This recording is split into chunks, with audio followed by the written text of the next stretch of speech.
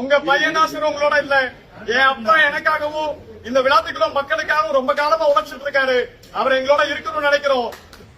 அப்பனுக்கு தப்பாத புள்ளன்னுவாங்கல்ல, அது இவன் தான் போல இருக்கு. ஏன்டா டே, நல்லா படிச்ச புள்ள மரத்தாக்கிற கண்ணாடிக்கு நடிலாம் போட்டுக்கின்னு உங்க அப்பா உங்க கூட இருக்கணும்னு நீ ஆசைப்பட்டனா என்ன பண்ண தெரியுமா? உங்க அப்பாவை கூட்டின்னு போய் புத்திமதி சொல்லி நல்லது சொல்லி தமிழ்நாட்டு முதலமைச்சர் வந்து இப்படிலாம் பேசக்கூடாது அப்படின்னு நீ சொல்லணும்.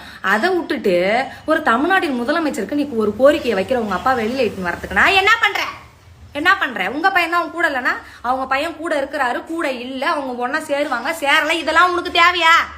எதுக்கு ஒப்பனை மாதிரி பேசினுக்கிற? எதுக்கு உங்க அப்பா மாதிரி பேசுற? தப்பு இல்லையா? ஒரு விசாரணைக்கு இட்டுன்னு போய்க்கிறாங்கன்னா அதை பத்தி மட்டும்தான் நீ பிரஸ் மீட் கொடுக்கணும். உங்க பையன் தான் உங்க கூட இல்லைன்னா உனக்கு தேவையா? உனக்கு எங்க வலிக்குது, உனக்கு எங்க குத்துது, உனக்கு எங்க குடையுது கேக்குறேன் நானு. இதே குழப்பம் உங்களுக்கு எல்லாம் பேசுறதுக்கு வேற எதுவுமே கிடையாதா? இதுல வேற உங்க அப்பாக்காரு வாய் தவறி பேசிட்டாருன்னு வேற பேட்டி வேற கொடுக்குறாங்க. உங்க ஆளுங்கெல்லாம் வேற போராட்டம் வேற மறியல் வேற. எதனா இருக்காடா உங்களுக்கு? சின்ன பையனா தானே இருக்க தம்பி நீனே.